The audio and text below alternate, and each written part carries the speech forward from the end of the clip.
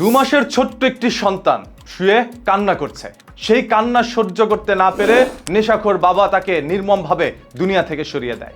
অভিযোগ উঠেছে সেই বাবা সেই ছোট্ট সন্তানটাকে ঘাড়ে উঠিয়ে তারপর মাটিতে আছাড় দেয়। তখন সাথে সাথে দুনিয়া ত্যাগ করে সেই ছোট্ট সন্তানটি। সেই মুহূর্তে তার নিথর দেহর পাশে বসে বাবা সেবন করছিল। এরকম একটি ঘটনা ঘটে গিয়েছে ফেনীর ফুলগাজী উপজেলায়। সেই ঘটনা ঘটার পর থেকে পুরো বাংলাদেশ আরো একবার নাড়াচাড়া দিয়ে বসেছে। বাংলাদেশের মানুষের আবেগ থেকে অশ্রুক্ষরণ হচ্ছে। মানুষ বলছে কিভাবে এই ছোট্ট নিষ্পাপ 2 মাসের বাচ্চাটাকে দুনিয়া থেকে সরিয়ে দিল।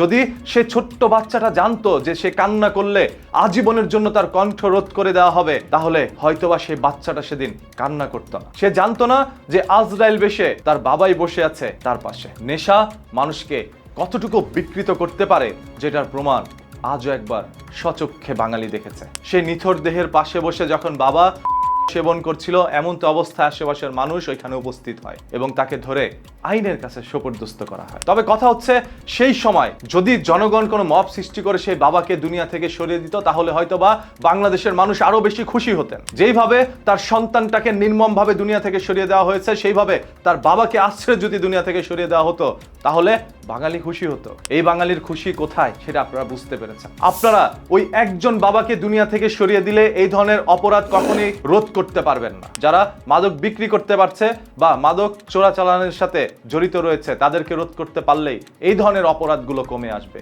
ক্রমান্বয়ে। আসুন আমরা যে যার অবস্থান থেকে সেই মাদক সেবন যারা করছে, মাদকে আসক্ত যারা রয়েছে এবং মাদক বিক্রি যারা করছে, পিছন থেকে যারা মদক দিচ্ছে, তাদের সবাইকে চিহ্নিত করে একত্রে ধরে আইনের হাতে তুলে দেয়।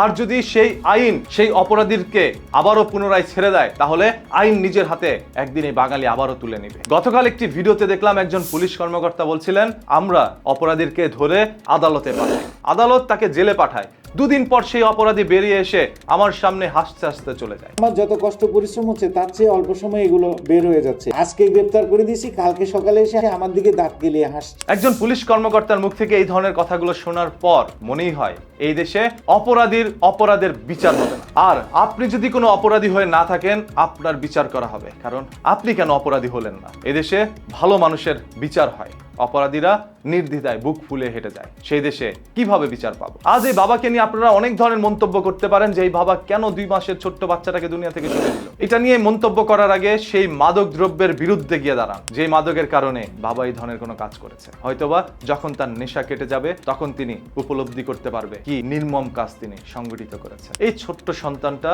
আর 4 থেকে 5 মাস পর সেই বাবাকে বাবা বলে ডাকতো। সেই বাবা ডাক শোনার আগেই সন্তানটাকে দুনিয়া থেকে সরিয়ে দিয়েছে। এর থেকেও কি আর কোনো নির্মম ঘটনা এদেশে ঘটতে পারে বা অতীতে ঘটেছে? যদি সেই তালিকা খুলতে যান, তাহলে উত্তর আসবে হ্যাঁ। এর চেয়ে তো নির্মম ঘটনা এদেশে আরো ঘটেছে। তদন্ত সূত্রে জানা যায় তারা সবাই মাদকে আসক্ত ছিল। তাই মাদককে বন্ধ করতে পারলেই অপরাধ সংগঠিত কমে আসবে বা অপরাধ হবে না। বাংলাদেশের সরকার মাদকের বিরুদ্ধে 0 টলারেন্স জারি করেছেন। তবে যাদেরকে এই দায়িত্ব দেওয়া হয়েছে, তারাই মাদক সেবন যারা করে বা মাদক যারা বিক্রি করে, তাদেরকে পিছন থেকে মদক দিচ্ছে। এই ধরনের অভিযোগই পুলিশ কর্মকর্তারাই করে।